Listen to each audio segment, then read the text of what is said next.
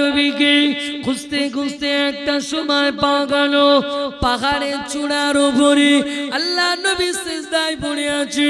3 দিন ধরে সিজদায় পড়ে আছে। ও সোনার মানিক, আজকে মসজিদের ইমাম সাহেব যদি নামাজ পড়ায়, সিজদা যদি লম্বা হয়, একটু উঠে উকি মেরে দেখতে ইমাম সাহেব ঘুমিয়ে পড়লেন।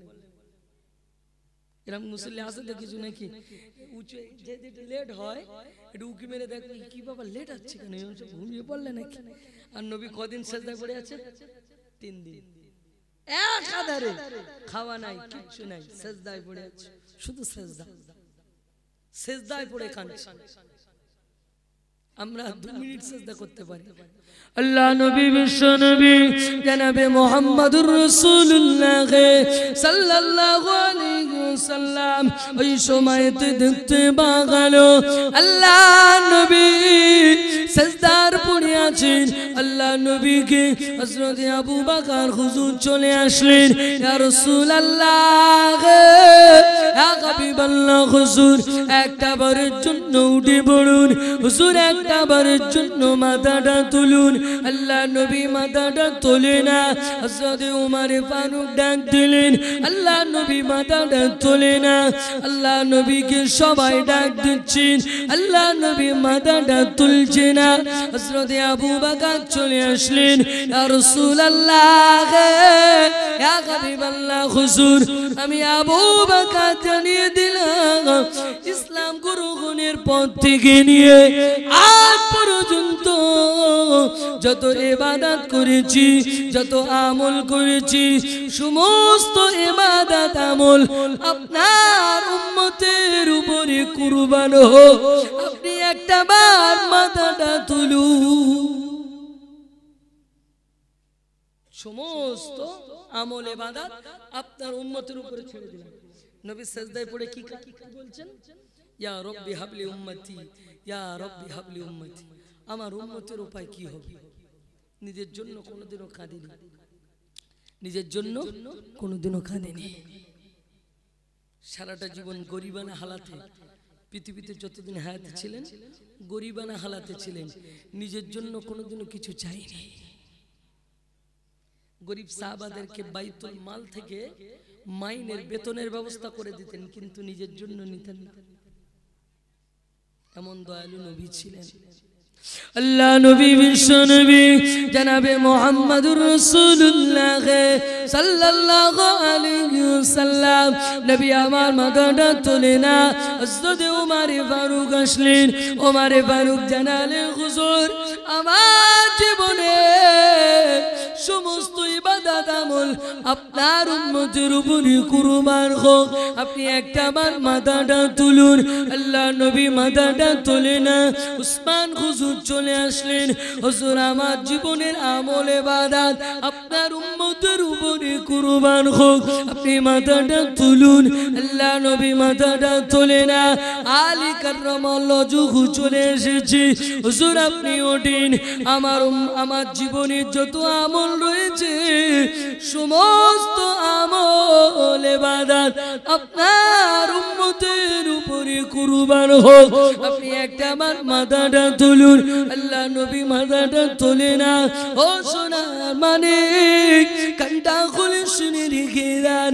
ওই সময়তে দেখতে পাগল আম্মা জান ফাতিমা চলে এসেছি। আম্মা জান ফাতিমা এসে বললে, ও আমার আব্বা জান, ও আমার আব্বা জান, ও আমার আব্বা জান, আমি ফাতিমা এসেছি, একটা বারের জন্য মাথাটা তুলুন, একটা বারের জন্য মাথাটা তুলুন। ফাতিমা বললেন, আব্বা জান আমার জীবনে যত আমল রয়েছে, আমার জীবনে যত ইবাদত রয়েছে, সমস্ত আমল ইবাদত আপনার উম্মতের উপরে কুরবান হোক। সমস্ত আমল ইবাদত আপনার উম্মতের উপরে কুরবান হোক, আপনি একটা বার মাথাটা তুলুন। আল্লাহ নবী তাও মাথা তুলছে না, তারপরেও মাথাটা তুলছে না। অবশেষ আম্মা জান ফাতিমা বললেন, আব্বা জান, আব্বা জান আমার হাসান হুসাইন আপনার উম্মতের উপরে কুরবান করে দিলাম, আপনি মাথাটা তোলেন জোরে বলে। আল্লাহর নবী চট করে উঠে বসলেন। ফাতেমা কি বললে তুমি? আমার হাসান হুসাইনকে উম্মতের জন্য কুরবান করে দিলে। মেয়েটা কার? মেয়েটা কার? রাসূলুল্লাহ। তাহলে রাসূলুল্লাহর অন্তর যেমন মেয়ের অন্তর তেমন হবে। নিজের সন্তানকে কুরবান করে দিচ্ছেন উম্মতের উপর, উম্মতের জন্য ছেড়ে দিলেন। আব্বা জান আপনি মাথাটা তোলেন একটা বারের জন্য। রাসূলুল্লাহর মন যদি উদারতা হয়ে থাকে, আল্লাহ নবী বিশ্ব নবী জনাবে মুহাম্মদুর রাসূলুল্লাহ সাল্লাল্লাহু আলাইহি ওয়াসাল্লাম একটা সময় আম্মা জান খাদিজাতুল কুবরা রাদিয়াল্লাহু তাআলা আনহা জিজ্ঞাসা করলেন, হুজুর একটাবার বলেন আমি আগে জান্নাতে যাব না ফাতেমা আগে যাবে? আল্লাহ নবী বললেন ফাতেমা আগে জান্নাতে যাবে। আম্মা জান খাদিজা একটু রাগান্বিত হলেন, আমি মা ফাতেমা মেয়ে, তাহলে মা আগে যাবে না মেয়ে আগে যাবে? এটা হয়? ক্ষণিকের জন্য একটু রাগ করেছেন।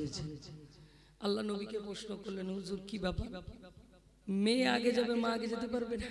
আল্লাহ নবী বললেন, ও বিবি খাদিজা শুনে রেখে দাও, জেনে রেখে দাও, 40 বছর বয়সে আমার সঙ্গে বিবাহ হয়েছে, 40 বছর বয়সে আমার সঙ্গে বিবাহ হয়েছে।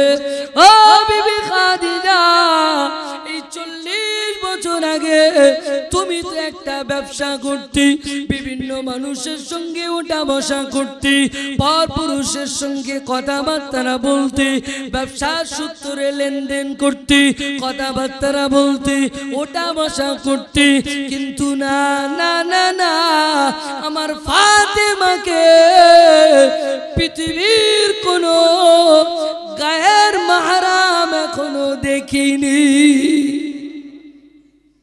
আমার ফাতেমাকে পৃথিবীর কোনো গায়ের মাহরাম এখনো দেখিনি। তাহলে ফাতেমা আগে যাবে না তুমি? যে ফাতেমা মারা যাওয়ার আগে, ইন্তেকাল হওয়ার আগে ওসিয়াত করে যাচ্ছেন যে আমি ফাতেমা যদি মারা যাই রাতের বেলা আমাকে দাফন করবেন, কেউ জানতে না পারে, মানুষ ভিড় করবে, দেখতে আসবে আমি ফাতেমা কেমন ছিলাম, সরু না মোটা, বুঝতে পারবে, এটা যেন না হয়। সোনার মানিক নওজওয়ান তরুণ যুবকেরা, ও সোনার চাঁদ মুরব্বি আব্বা জানেরা আমার, কান্ডা খুলে শুনে রেখে দেন। আল্লাহ নবী বিশ্ব নবী জনাবে মুহাম্মদুর রাসূলুল্লাহ সাল্লাল্লাহু আলাইহি ওয়াসাল্লাম উম্মতের জন্য সারাটা জীবন কেঁদেছে। আজও পর্যন্ত সবুজ গম্বুজের নিচে শুয়ে শুয়ে একটাই মাত্র আওয়াজ, ইয়া রাব্বি ক্বাবলি উম্মতি, ইয়া রাব্বি ক্বাবলি উম্মতি। আল্লাহ নবীকে যখন কবরের ভিতরে শোয়ানো হচ্ছে, আল্লাহ নবীকে যখন কবরের ভিতরে নামানো হচ্ছে, আবু বকর হুজুর উপর থেকে আওয়াজ দেয় একটা বারের জন্য আল্লাহ নবীর মুখের কাপড়টা একটু সরিয়ে দাও। উপর থেকে আওয়াজ দিলেন একটা বার মুখের কাপড়টা সরিয়ে দাও, শেষবারের মতো আমার বাল্যকালের সাথীকে দেখে দেখে। আবু বকর হুজুর ছিলেন আল্লাহ নবীর বাল্যকালের সাথী, খেলাধুলার সাথী। আবু বকর হুজুর বলছেন শেষবারের মতো আমার নবীকে দেখে নেই, একটাবার মুখের কাপড়টা সরিয়ে দাও। সাহাবায়ে কেরামেরা মুখের কাপড়টা একবার সরিয়ে দিলেন। আবু বকর হুজুর উপর থেকে দেখতে পেলেন চোখের কোণায় পানি জমে রয়েছে আর জবানটা যেন বিড়বিড় বিড়বিড় বিড়বিড় করে নড়ছে। আবু বকর হুজুর কান্না ধরে রাখতে পারলেন না।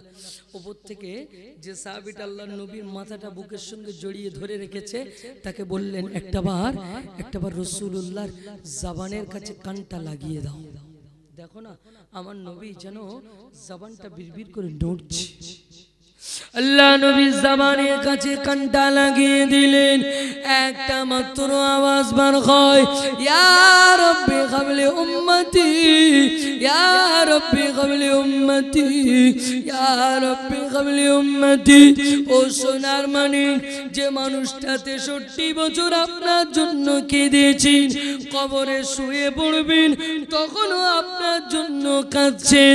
ও সোনার মানিক, কতটা আপনাকে মহব্বত করেন, কতটা আপনাকে ভালোবাসেন, কতটা আপনাকে প্যার করেন, কিয়ামতের ময়দানে আপনার জন্য সুপারিশ করবেন, হাসরের ময়দানে আপনার জন্য সুপারিশ করবেন। একটা দল বিশ্ব নবীর কাছে যাবে, প্রত্যেকটা নবীদের কাছে চলে যাবে। যখন কোনো কুল কিনারা থাকবে না, আব্বা জানের কাছে যাবে, আব্বা জান নেকি দেবে না। আম্মা জানের কাছে যাবে, আম্মা জান নেকি দেবে না। ভাইয়ের কাছে চলে যাবে, ভাই নেকি দেবে না। বোনের কাছে চলে যাবে, বোন তো নেকি দেবে না। স্ত্রীর কাছে চলে যাবে, স্ত্রী তো নেকি দেবে না।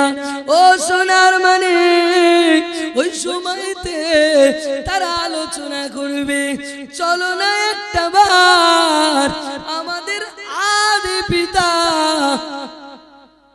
আদম আলাইহিস সালামের কাছে যায়। আমাদের আদি পিতা আদম আলাইহিস সালামের কাছে যাই, হয়তো আমাদের জন্য একটু সুপারিশ করতে পারে। চলে যাবে সবাই।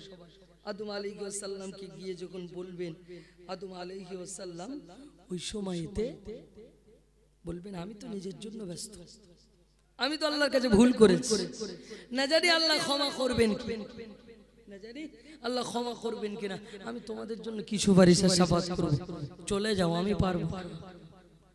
জাতির পিতা ইব্রাহিম আলাইহিস সালামের কাছে যাবে, একটাই উত্তর আসবে, আমি আল্লাহর কাছে ভুল করেছি, না জানি আমার অবস্থাটা কি হবে, চলে যাও তোমরা। একে একে প্রত্যেকটা নবীর কাছে চলে যাও, আর প্রত্যেকটা নবী একটাই কথা বলবে, আমরা সুপারিশ করতে পারবো না, নিজের জন্য ব্যস্ত। পৃথিবীর জমিনে দেখবেন এক শ্রেণীর পীর আছে, পীর দামান ধরো জান্নাতে যাবে, আছে না নেই? দামান ধরো জান্নাতে যাবে। আচ্ছা বলুন, এক শুষ্ক বেরেনে, কোরআন হাদিস সাইডে রাখলাম, শুষ্ক বেরেনে একটু বুঝুন তো, আদম আলাইহিস সালাম যদি বলে আমি আমার জন্য ব্যস্ত, পৃথিবীর প্রথম মানব, পৃথিবীর প্রথম মহামানব কে? আদম আলাইহিস সালাম। কাকে প্রথম সৃষ্টি করেছিলেন? আদম আলাইহিস সালাম আর হাওয়া আলাইহিস সালাম। পৃথিবীর প্রথম মহামানব পুরুষ আদম আলাইহিস সালাম যদি বলে আমি আমার জন্য ব্যস্ত, কোথাকার পীর, কোথাকার কে দুটো আলু ভাতে দে, ও বলছে আমি জান্নাতে নিয়ে যাব, দামান ধরো জান্নাতে যাবে, ও গিয়ে কোথায় দাঁড়াবে তার ঠিক আছে, তার কোনো খোঁজ পাওয়া যাবে? পীর ধরতে হবে, পীর ধরতে হবে। তবে কি কারণে? রাসূল সাল্লাল্লাহু আলাইহি ওয়াসাল্লামের সুন্নাত তরিকার রাস্তাটা তার কাছ থেকে জেনে নিতে হবে। পীর অবশ্যই ধরতে হবে, সুন্নাত তরিকার রাস্তাটা তার কাছ থেকে জেনে নিয়ে নিজের জীবন জিন্দেগিতে চলতে হবে, আল্লাহর হুকুম রাসূলের সুন্নাত তরিকা মোতাবেক। আর দামান ধরে সব ছেড়ে দিলে, পীরের দামান ধরে যারা পীর আছে, পীর আছে তো জান্নাত চলে যাব। আরে বাবা, পীর যাবে কিনা সে নিশ্চয়তা নেই, পীর নিজে যাবে কিনা তার কোনো নিশ্চয়তা নেই, তো সে কিভাবে জান্নাতে নিয়ে যাবে? বর্তমান তো পীরের ছড়াছড়ি, বর্তমান পীরের ছড়াছড়ি, কোথাও ঘটি পীর, কোথাও বাটি পীর, কোথাও বালতি পীর, কোথাও মগ পীর, কোথাও জগ পীর, পীরের ছড়াছড়ি, কত পীর নেবেন। বসিরহাটের শাহ আলী রহমাতুল্লাহ আলাইহি বলে একজন ব্যক্তি ঘুমিয়ে আছেন আজও পর্যন্ত, বসিরহাটের শাহ আলী রহমাতুল্লাহ আলাইহি, তিনি বলতে পীরের দাবি করো, পীরের দাবি করো, চলো না সুন্দরবনের জঙ্গলে, বাঘ যদি তোমাকে ছেড়ে দেয় তবে তুমি পীর, বাঘ তোমার সামনে থেকে চলে যাবে, তোমাকে খাবে না, তবে তুমি পীর। চলো পীরের দাবি কারা করো, চলো। সোনার মানিক নওজোয়ান তরুণ যুবকেরা কান্ডা খুলে শুনে রেখে দেন, বসিরহাটে সালি রহমাতুল্লাহ আলাইহি জঙ্গল থেকে কাঠগুলো কেটে কেটে বাঘের পিঠে দিয়ে দিতেন, চলে যা বাড়িতে রেখে আয়, বাঘ রেখে চলে আসতেন। ও সোনার মানিক জীবনে বাসে চড়েনি, ট্রেনে চড়েনি, বাঘের পিঠে চড়ে চড়ে বেড়াতেন। জোরে বলে এনারা হচ্ছে পীর, এনারা হচ্ছে পীর। আজও পর্যন্ত বসিরহাটে রাস্তানা রোড বলে একটা রোড আছে, ওই রোডে হুজুরের মাজার, আল্লামা হুজুরের মাজারের কিছুটা আগে একটা ছোট রোড আছে, আস্তানা রোড বলে। ওই রোডে গেলে হুজুরের মাজার আছে, হুজুরের মাজারের পাশে একটা মাজার আছে, ওটা হলো বাঘের মাজার। হুজুরের সঙ্গে যে বাঘটা থাকতেন সেই বাঘের মাজার। হুজুর যখন পৃথিবীর জমিন থেকে বিদায় নিলেন, হুজুর যখন পৃথিবীর জমিন থেকে চলে যাচ্ছেন, ওই সময়তে বাঘটা চোখ দিয়ে টপ টপ টপ টপ করে পানি পড়ে, মানুষ জানাজার নামাজটা পড়ে হুজুরকে দাফন করতে যাবেন, সঙ্গে মানুষগুলো যায়, হুজুরের লাশ মোবারকটা নিয়ে মানুষ যখন কবরস্থানের দিকে যায়, বাঘটাও সঙ্গে সঙ্গে যায়। কোনো মানুষকে কিছু বলে না, কোনো মানুষকে তাড়া দেয় না, কোনো মানুষকে খেতে যায় না। হুজুর তো বেঁচে নাই, তারপরেও মানুষকে কিছু বলে না। ওই সময় বাঘটা সঙ্গে সঙ্গে যেতে লাগলেন। আল্লাহর ওলি সালে রহমাতুল্লাহ আলাইহিকে যখন কবরের ভিতরে দাফন করে দেওয়া হলো, কিছুক্ষণের মধ্যে বাঘটা শেষ নিঃশ্বাস ত্যাগ করে বিদায় নিলেন। হুজুরও চলে গেছে, বাঘও বিদায় গেছে, বাঘটা বিদায় নিলেন। তো যে কথা বলছিলাম, বর্তমানে পীরের ছড়াছড়ি। হুজুর বলতেন পীর যদি হয় সুন্দরবনে চলো, বাঘের সামনে ছেড়ে দেবো, বাঘ যদি ছেড়ে দেয় তবে তুমি পীর। পীর ধরতে হবে, হাক্কানি পীর, আলেম পীর, হাক্কানি আলেম পীরকে ধরুন, তার কাছ থেকে রাস্তাটা জেনে নেন, রাস্তা জেনে তাকে আমি মানবো, তার কাছ থেকে যদি ভালো কিছু পাই। বর্তমান পীর তো মুসাফা করো টাকা দাও, মুসাফা করো টাকা দাও, তারপরে আর আপনাকে চিনবে না, তারপরে আর আপনাকে চিনবে না। মুসাফা যদি টাকা না থাকে তাও হুজুর বেজার। আপনি খালি মুসাফা করতে যান যেন হাত বেরোয় না, হুজুর বেজার। পীর যদি হয় তো টাকার ধান্দা থাকবে না, তো সে তো আল্লাহর ওলি হবে, আল্লাহ তো তাকে দেবেন। সেই জন্য আমাকে আপনাকে পৃথিবীর জমিনে রাসূল সাল্লাল্লাহু আলাইহি ওয়াসাল্লামের সুন্নাত তরিকাকে ধরতে গেলে পীর ধরতে হবে। তবে পীরের কাছ থেকে রাস্তাটা নিয়ে সেই রাস্তা মোতাবেক আমাদেরকে চলতে হবে। একবার দরুদ শরীফ আল্লাহুম্মা সাল্লি আলা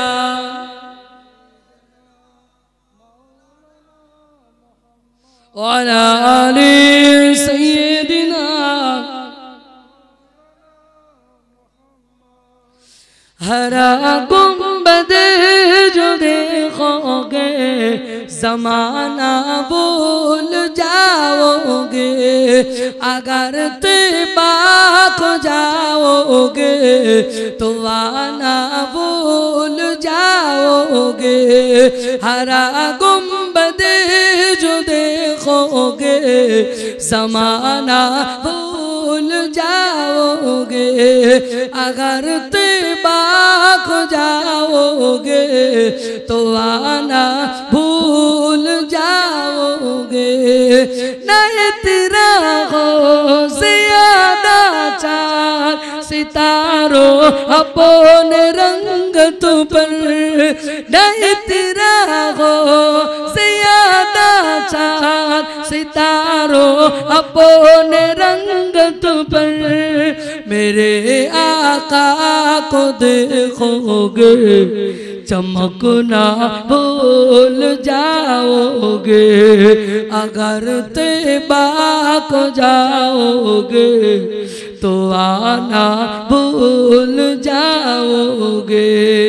अगर तुम गार से मेरे नबी की नात सुन लोगे, अगर तुम गार से मेरे नबी की नात सुन लोगे, मेरा गवाह तुम गाना बजाना भूल जाओगे, अगर तैबा को जाओगे तो आना भूल जाओगे।